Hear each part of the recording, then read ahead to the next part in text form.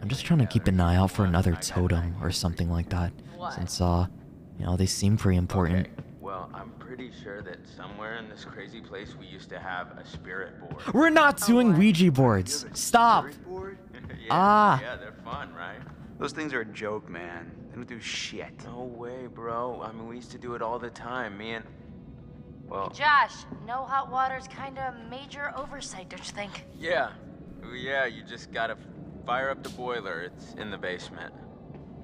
Alright, you guys see if you can find the spirit board. Chris, let's go find it.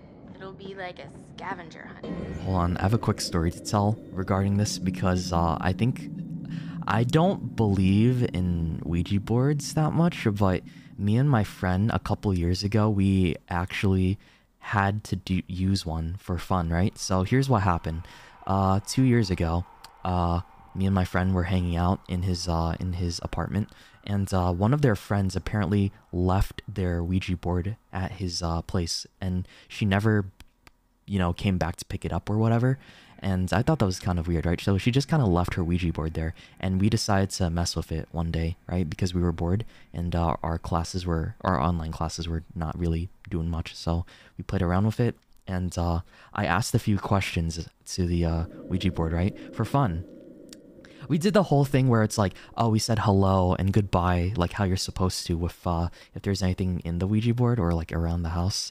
And it did answer one of my questions correctly. I don't know if it was just me, but I don't really believe it. I think it was just me subconsciously moving it around to get the right answer. So I asked it what was the name of my dead cat, and it gave me the right answer, right? And I feel like it's not a ghost or whatever. I'm pretty sure it was just me and him just moving it to the right position, or more so me. And the weird thing about it is that recently, a few months ago, in his apartment, since he has like you know, roommates and stuff, they said that one night at like 5 a.m. One of his friends, who's a very religious person, heard a lot of loud knocking at the door in the same room that he used to you know, sleep in, where we did the Ouija board thing, right? And he was really afraid about it. Apparently he was really crying. He was crying and got super upset that he heard a bunch of loud knocking on his door during the morning, right? And his friend, one of my friends, said that they came up to check on him because they heard a lot of, you know, crying too. And I think he was doing a prayer or something, because he said he was really afraid. At the time they thought somebody was breaking into his room. They thought there was an intruder in the apartment, right? So they came up to check, and nobody was in the hallway. And the weird thing is that they live on the second floor, so there's nobody that could have knocked on the window. And I think what happened, or according to my friend, was that it was probably the Ouija board, because they got rid of the Ouija board after that, and they still had it. And they called, I think police was involved too, to check if like there was any like suspicious people, because, you know, they thought somebody was intruding. Like, you would want to call the police if you heard somebody breaking into your room, right? But there was nobody around, and they couldn't find evidence of like somebody inside the house, so they thought it was probably, you know, I think maybe we might have brought something with the Ouija board. I don't know. I don't like thinking about that stuff a lot because it's weird. But after that, hearing about what my friend told me, I don't think I ever want to mess with a Ouija board again. Because even though it could just be superstition or, you know, not real or some type of explanation for it, it just kind of bothers me still. You know, I can't help it. Even though if I don't believe in it, it still bothers me to like think about what happened. I don't understand what happened either. Okay. Guess so. Brad, I mean, you're not gonna regret it. You up for a ride along?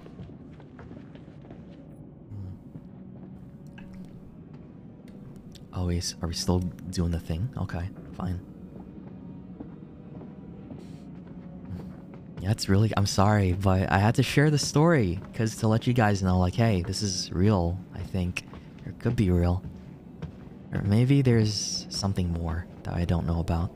I'm gonna hope that it's just something more that I don't know about, or like my friends are lying to me and that there's a prank. But the thing is, my friends don't seem like the type of people to lie or like make a joke out of that kind of situation, right? Especially to my friend who's very religious, right?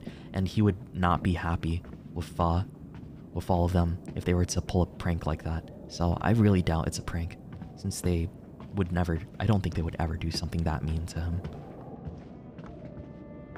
It just seems wrong.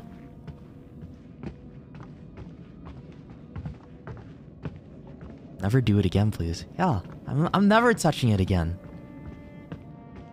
It's like that whole belief of you do more negative. How I gave Chris and Ash a mission together. Yeah, I was thinking they could use some alone time.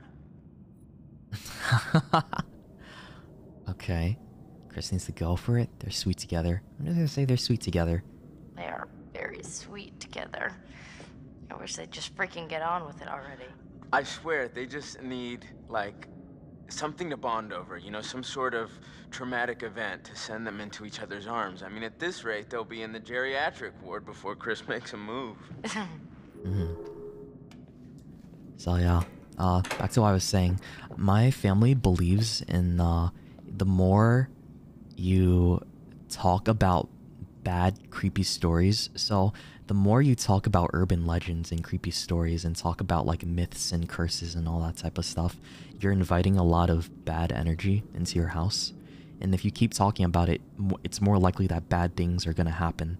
So I don't know who else believes in that, but it's like me and my grandparents and parents also think of like that, I guess.